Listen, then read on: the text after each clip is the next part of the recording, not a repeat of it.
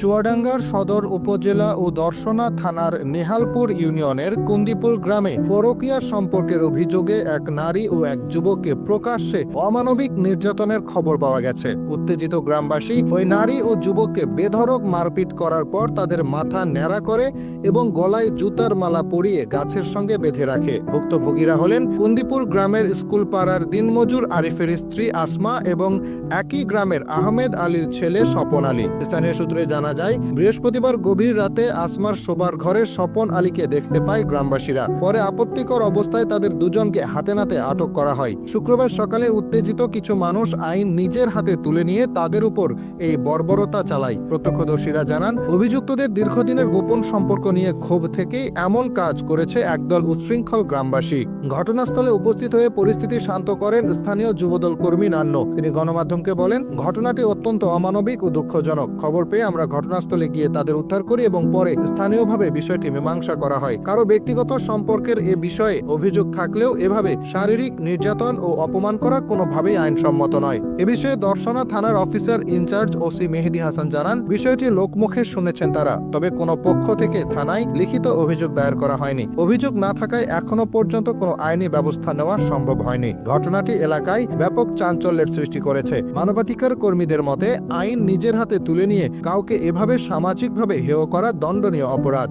NBN news, Chuadanga.